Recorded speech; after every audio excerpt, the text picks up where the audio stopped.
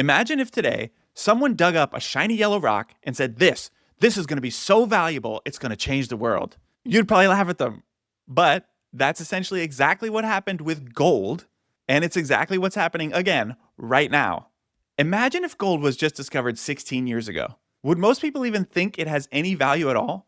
What if you told someone you were buying gold? What do you think they would say? Why on earth would you invest in a shiny yellow rock? That's a terrible idea. You're just speculating on it. It's the greater fool theory. You're just hoping you can sell that shiny rock to someone else for more money tomorrow. It sounds like a Ponzi scheme. What's happening here is that most people have no idea why gold became money in the first place. But once you understand it, you'll see exactly why Bitcoin is the next step in the evolution of money. So I guess the question is gold valuable today only because it's already been valuable for centuries before? What if gold's value isn't about history at all? What if there's a scientific reason why it wins?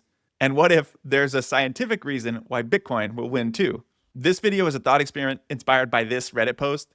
So essentially the argument goes something like, what happens when everybody cashes out of Bitcoin? So assuming Bitcoin attracts all the money it can, what's next? The S&P 500 goes up because the constituents are innovators. They raise prices, they generate output, they improve efficiencies through productivity and technological improvements. The S&P 500 pays income via dividends, so anyone holds it gets paid while trusting that the 500 biggest companies in the US will continue to grow. What are Bitcoin holders hoping for? There's no income, no underlying companies generating income. It's simply like gold, a store of value. If it loses its luster, it's going to zero quicker than it got to 100K. Thoughts? Yeah, I have thoughts. I just cherry picked one person's argument, but you see this argument all the time. There's obviously a number of misconceptions and misunderstandings inherent in the question, like the idea that all 500 companies in the S&P are profitable and continually innovating and improving productivity, and the fact that many of them don't pay a dividend, which means you're speculating on them at a significant multiple of projected future earnings. But most of all, if you look at the growth of the M2 money supply alongside the growth of the S&P, whoopsie, they're basically the same thing. If the S&P were that chock full of productive innovators, why wouldn't it further outpace the growth of the money supply? You might want to ask yourself that, but I'm not here to focus on that part today. Okay, so forget stocks, forget dividends, forget cash flows. If you don't understand why gold became money, you'll never understand why Bitcoin is inevitable. That's why we're focusing on the gold part of the question. First of all, the whole second part of the argument. What are the Bitcoin holders hoping for? There's no income, no underlying companies generating growth, no cash flow. It's simply like gold, a store of value. So first of all, can you imagine saying, what if Bitcoin's just like gold? And somehow that's supposed to be a criticism? Gold's been the best store of value in human history for thousands of years. And if we're right that Bitcoin is like gold for a digital age, why would you then use that to argue that Bitcoin doesn't have value? If it loses its luster, it's going to zero. So if gold was just a greater fool scheme, wouldn't it have collapsed thousands of years ago? But instead, it's outlasted empires. So why hasn't gold lost its luster after 5,000, 10,000 years? Doesn't the entire argument beg the same question for gold? It generates no income, it has no cash flows. Well, it's been considered a store of value and an inflation hedge, and its price, denominated in fiat, keeps going up. Why the hell would that be? Well, the first, most obvious reason is they keep printing more money.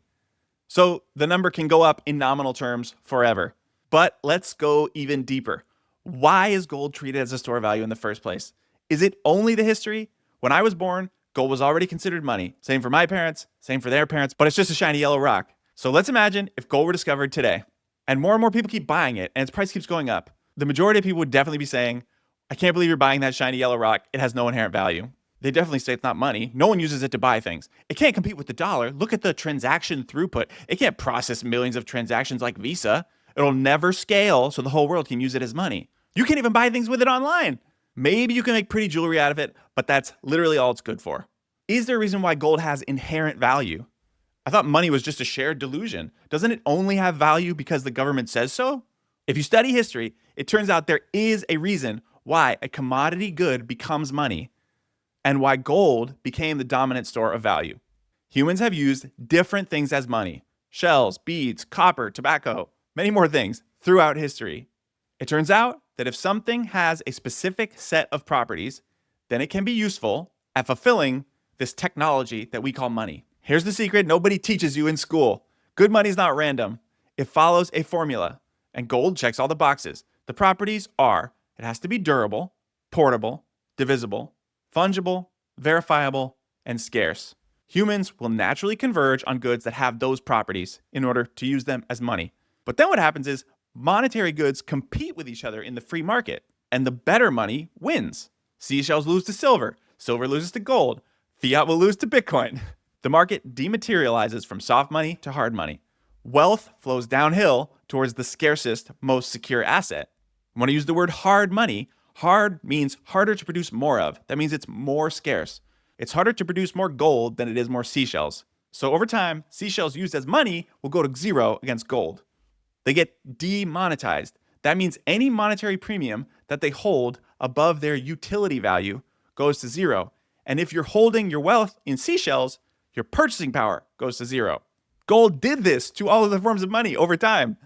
That's why you and I were both born into a world where gold is considered sound money and a stable store of value.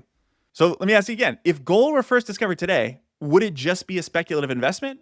Would it just be greater fool theory? Buying it and waiting to sell it to someone else for more dollars? Or would it enter into a free market competition against other monies and other stores of value?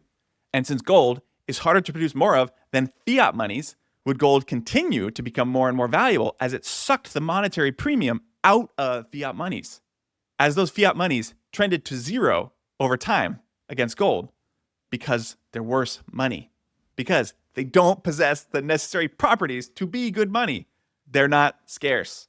So if you've stayed with me until now, all that's left for you to understand is that when Bitcoin was created, it was engineered to be perfect money, to possess and improve upon the properties of gold. What if you could engineer something like gold, but even better, something that fixes the flaws of gold and upgrades sound money for a digital age? If you could take gold, dematerialize it, make it transferable across the world at virtually the speed of light with no third-party intermediary for a very small fee, would that be a useful tool?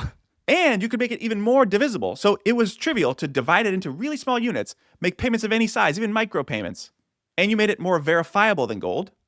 There's no secret stashes in Fort Knox that nobody knows how much is in there. And you made it more scarce so that everyone knew the future supply issuance schedule, and everyone knew the total overall supply, and everyone knew that that total overall supply would be fixed and could never be changed or increased. Remember what I told you before, harder money wins. It's harder to produce more gold than copper, and it's harder to produce more Bitcoin than gold. This isn't just about Bitcoin. It's about the greatest shift in human wealth maybe ever. If you own a share of that Bitcoin network today, you own a fixed amount of the total that will ever exist. That essentially represents a claim on the total amount of goods, services, assets, and all future productivity of the entire world. Nothing has ever been more valuable than that. What a f***ing time to be alive! Because history will remember the ones who understood it early. And if you want to understand why no one can stop Bitcoin from separating money and state, watch this video right here. As always, never forget, Bitcoin's inevitable.